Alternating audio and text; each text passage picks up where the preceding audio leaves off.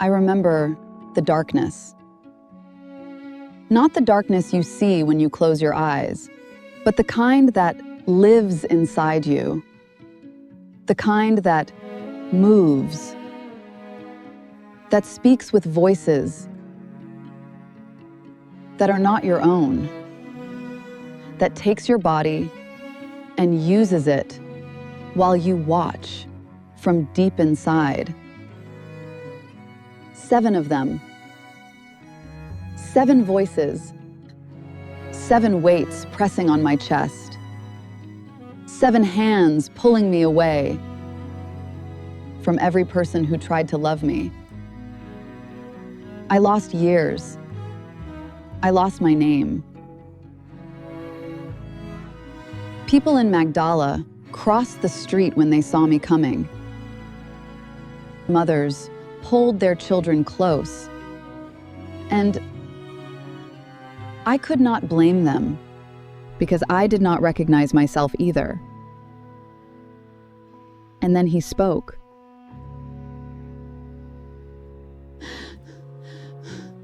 One word, maybe 2, I cannot remember. Because what I remember is the silence that came after, the extraordinary silence of a mind that was completely my own again. He gave me back myself. And from that moment, I followed him. Because the man who gave me my mind back was the only person I trusted with my life. So when they nailed him to the wood and everyone else ran, I stayed. Where else would I go? You just heard Mary Magdalene. And for 1400 years, the church told you she was a prostitute. She was not. That lie started with a single sermon in 591, and it buried the real woman under a myth that has nothing to do with the Bible. Today we dig her out. There is a Greek word she used when she recognized Jesus. God chose her as the first witness of the resurrection. In a culture not accept a woman's testimony in court. Subscribe if you want this kind of depth every single week. Stay with me. Her name was not Mary Magdalene the way we say it, as if Magdalene were a last name passed down from her father. Magdalene means of Magdala, ha-Migdalit in Hebrew, the woman from Magdala. And the name tells you where she came from before it tells you anything about who she was. Magdala sat on the western shore of the Sea of Galilee, a prosperous town built on fish. The Greeks called it Terrakeia, from the word terakos, meaning salted fish, because the town's entire economy revolved around catching, processing, and exporting dried fish across the Roman Empire.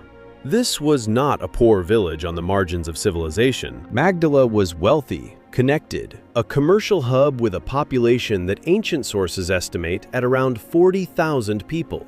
And archaeologists in 2009 uncovered a 1st century synagogue there with mosaic floors, painted frescoes, and a carved stone bearing one of the oldest known images of the temple menorah ever found outside Jerusalem. A woman identified by her city rather than by her father's name or her husband's name is unusual in the ancient texts. And the most natural explanation is that she had no husband to be defined by, which means she was either widowed or had never married. And the fact that she later traveled with Jesus's group and provided financial support from her own resources tells you she had independent means. She was a woman of substance, not a beggar, not a street outcast, not the weeping sinner that 14 centuries of bad preaching turned her into.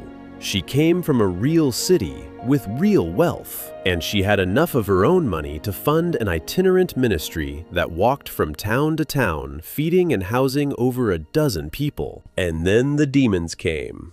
The text says Jesus cast 7 demons out of her, heptadeimonia in Greek, and the number 7 is not random. In Jewish tradition, 7 is the number of completeness, the number of creation, the number that means totality, which means that whatever afflicted Mary Magdalene was not partial. It was total. 7 demons meant complete domination. A woman whose mind and body and will had been entirely overtaken by forces she could not resist, could not reason with, could not escape.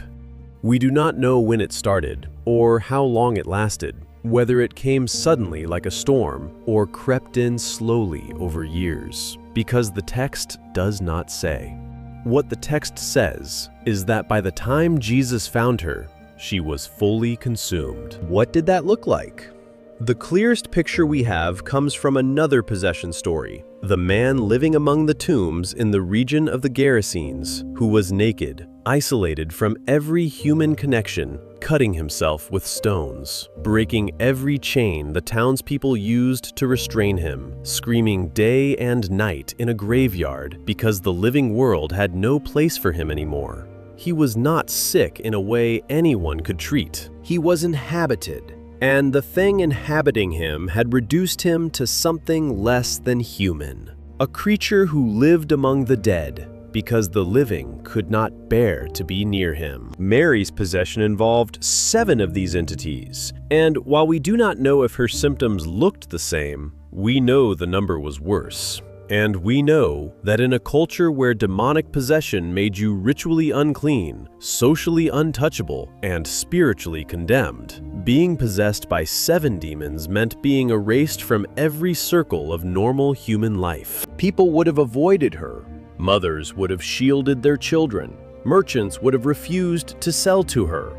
The synagogue she may have attended as a child, the one with the mosaic floors and the carved menorah, would have shut its doors. Possession was not an illness you treated with herbs and prayers. It was a contamination, a spiritual plague, and the person carrying it was not pitied the way we might pity someone with a disease today. They were feared, rejected, sometimes physically driven out of town. And for Mary, this was not a single episode that came and went.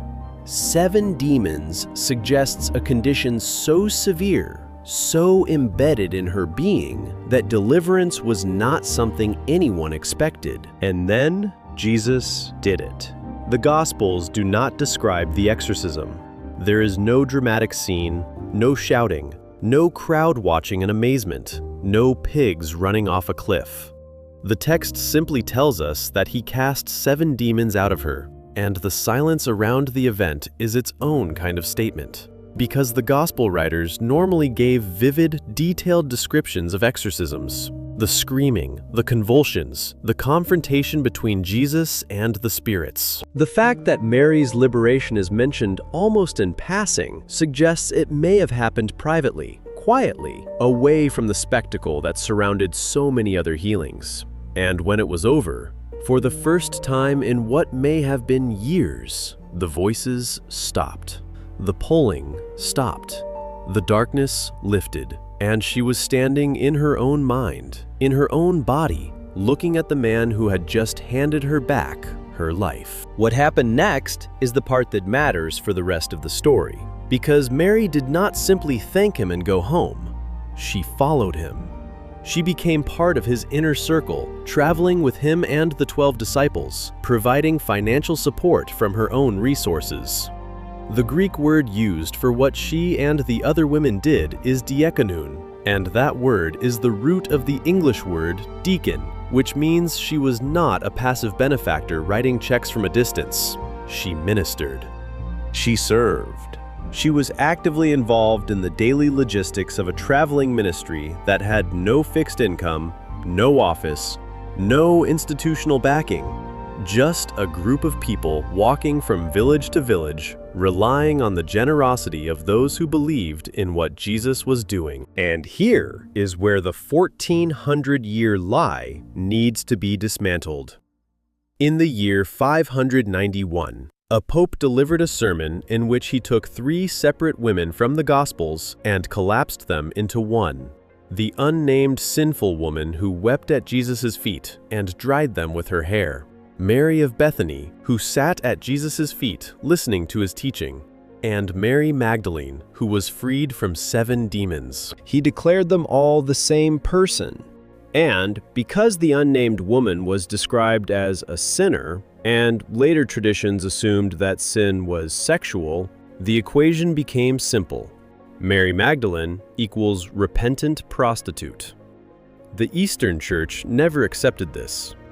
The Orthodox tradition always kept the 3 women separate, always honored Mary Magdalene as a faithful disciple, never attached the label of harlot to her name. It took the Western Church nearly 14 centuries to officially correct the error, separating the 3 identities in 1969. And in 2016, her feast day was elevated to the same rank as the male apostles. But the damage was done. Ask most people today who Mary Magdalene was, and they will tell you she was a prostitute Jesus saved. The Bible never says this.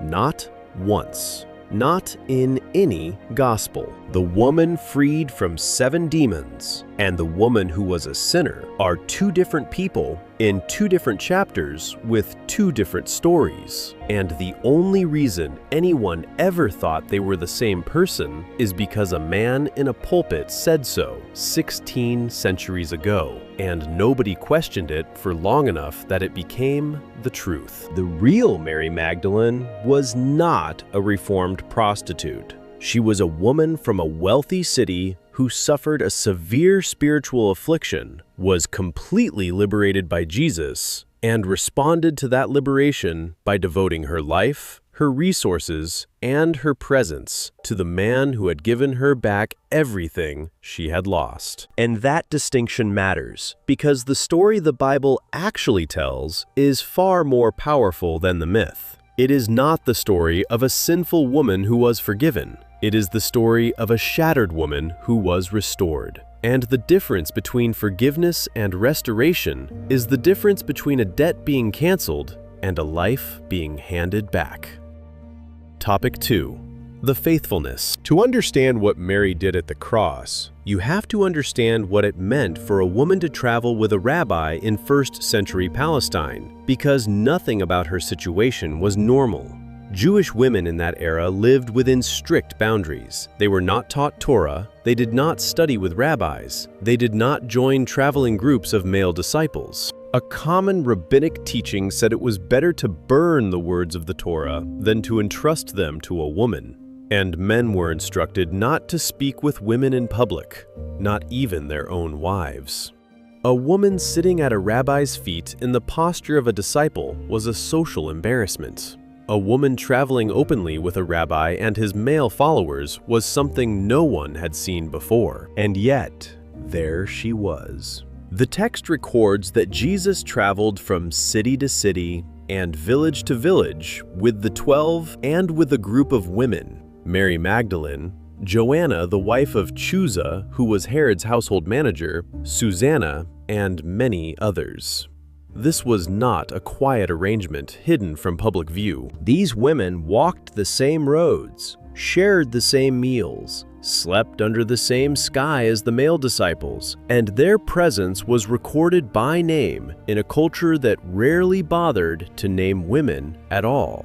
The fact that the gospel writer identified them individually tells you they were considered important, and the fact that Joanna's husband held a high-ranking position in Herod's court tells you these were not marginal women with nothing to lose. They were women of means, women of standing, women who had something to give up, and they gave it up because what they had received from Jesus was worth more than what society told them they should protect. Mary had received the most.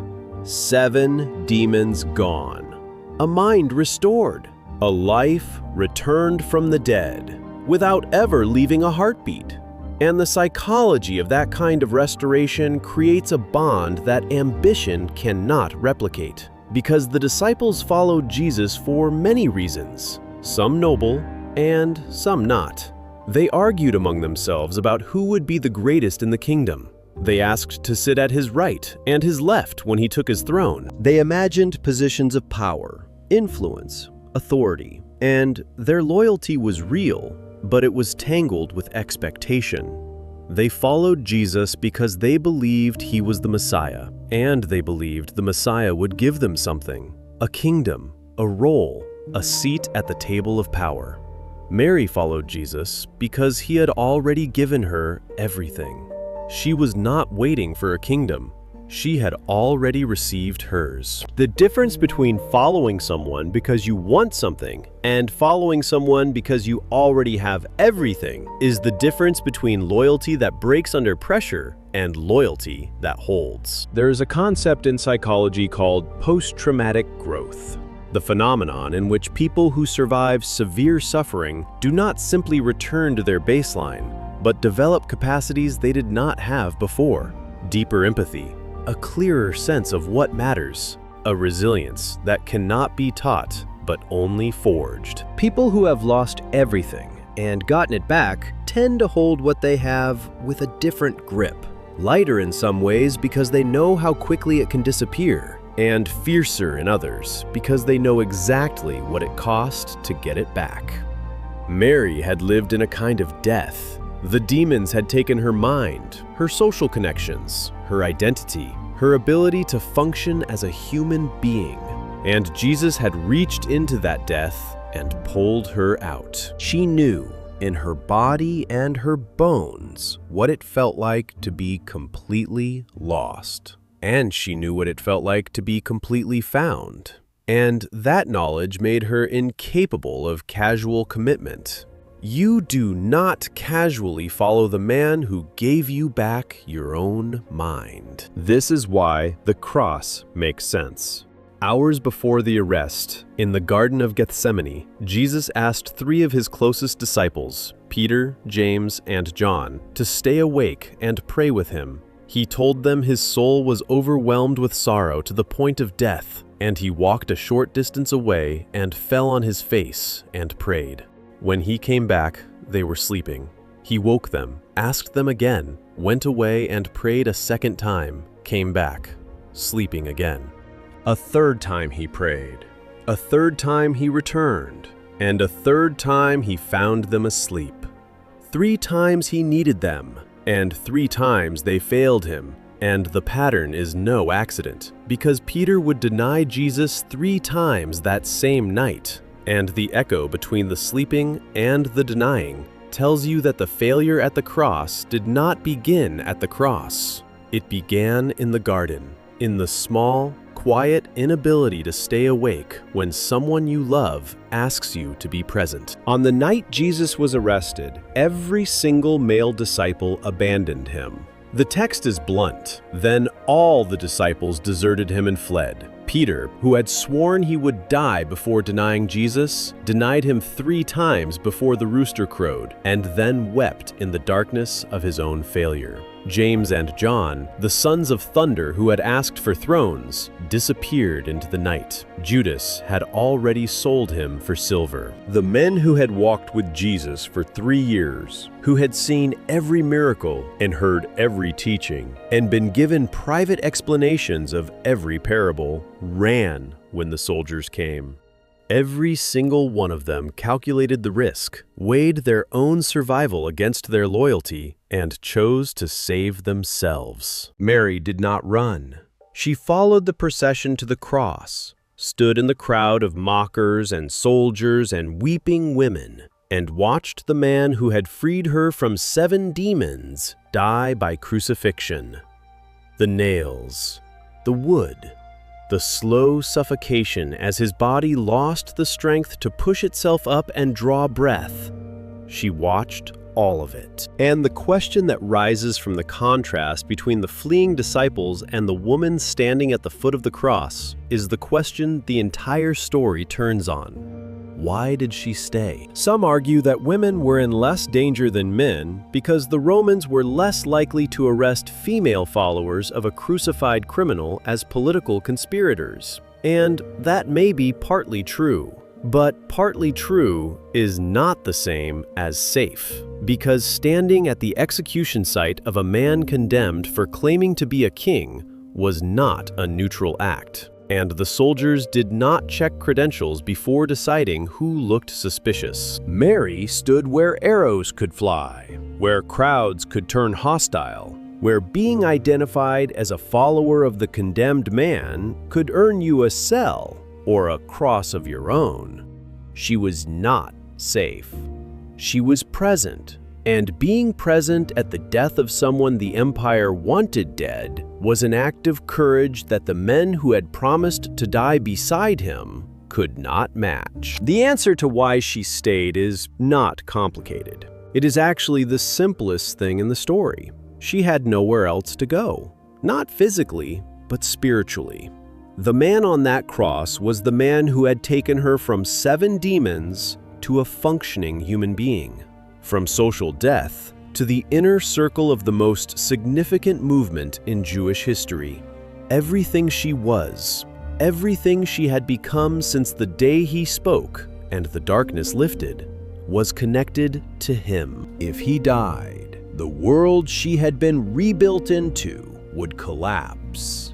And even so, even knowing that his death meant the end of the only life she knew after the demons, she could not walk away. The debt was too deep. The gratitude was too embedded in her bones. Leaving would have meant denying the very thing that had saved her. And that was the one thing she could not do. The disciples ran because they were afraid of what they would lose: their safety, their freedom, their lives. Mary stayed because she had already lost everything once, and she knew that losing your life is not the worst thing that can happen to you. The worst thing is losing yourself. She had been through that. She had survived that. And compared to the darkness of 7 demons, watching someone die, even the most important person in your world, was something you could endure if you had to. She had been trained by suffering to withstand what the disciples had never been trained to face. Topic 3. The Garden. The Sabbath must have been unbearable. Friday evening to Saturday evening. A full day of mandated rest, while the body of the man who had saved her life lay in a borrowed tomb, sealed with a stone, wrapped in linen, and spices that had been applied in a rush because the Sabbath was coming and the burial had to be completed before sundown. Mary had watched where they laid him. She had sat opposite the tomb and noted the location, because she intended to come back, because the burial had been incomplete, because the anointing that tradition required had been cut short by time, and because she was not the kind of person who left things unfinished when the person she owed everything to was the one lying in the ground. She came at first light on Sunday, while the sky was still the gray of early dawn, before the sun had fully risen. She came with spices to anoint the body, the act of a myrophoros, a myrrh bearer, the role that women played in Jewish burial customs, because men prepared the bodies of men, but women could prepare both. She was doing the most ordinary, most human thing a grieving person can do: caring for the body of someone they loved, performing the rituals that give the living something to do with their hands when their hearts have no more use. And the stone was moved, the tomb was open, the body was gone, and Mary stood outside the tomb and wept. Not the controlled weeping of someone processing grief, but the raw, desperate weeping of someone who has just lost the last thing she had. She had endured the demons. She had endured the cross. But an empty tomb was something she had no framework for, because a missing body did not mean resurrection. It meant desecration. Someone had taken him. Someone had moved him in the night. Someone had stolen the last trace of the man who had given her everything. And the cruelty of it The pettiness of disturbing a dead man's resting place broke something inside her that the cross had not been able to break. 2 angels sat inside the tomb where the body had been, one at the head and one at the feet. And they asked her why she was weeping. She told them, "Because they have taken away my Lord, and I do not know where they have laid him." And then she turned around, and there was a man standing behind her, and she did not recognize him. She thought he was the gardener, the kapuros, the person responsible for maintaining the grounds of the burial garden. And she said to him, "Sir, if you have carried him away, tell me where you have laid him, and I will take him." She was offering to carry a dead man's body herself, physically, alone, which tells you something about the intensity of her devotion, because a corpse in burial wrappings would have weighed well over 100 pounds, and she did not care. She would drag him if she had to. She would carry him on her back through the streets if that was what it took to give him a proper resting place. And then he said her name. One word. Miriam.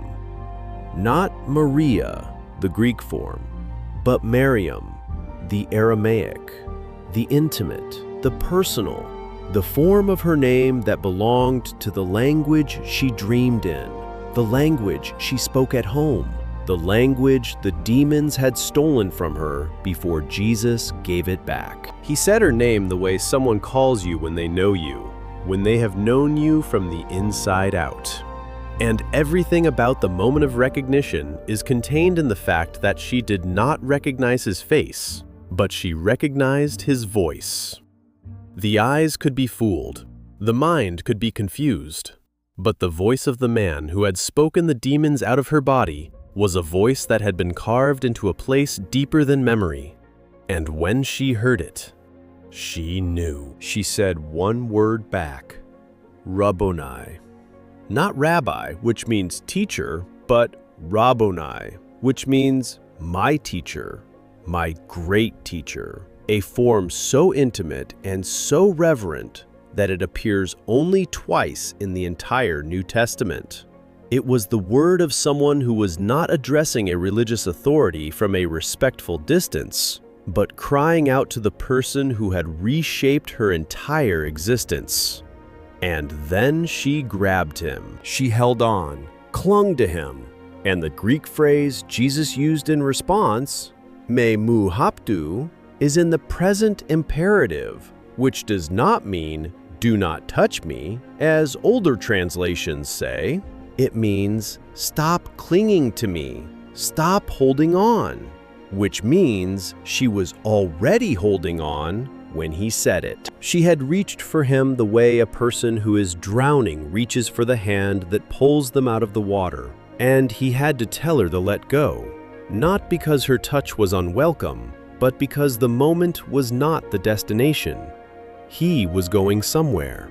He had work to give her, and what he said next changed the course of history in a way that nobody standing in that garden could have fully understood. Go to my brothers and tell them I am ascending to my Father and your Father, to my God and your God. He called the disciples brothers for the first time, a term he had never used for them before that moment. And he gave the news of his resurrection not to Peter, not to John, not to any of the 12 men who had been trained and appointed and promised authority in the coming kingdom. He gave it to Mary, a woman, in a legal system that did not accept a woman's testimony, in a culture that would not allow a woman to serve as a witness in court, in a society where a prominent ancient historian had written that no evidence should be accepted from women because of the levity and temerity of their sex.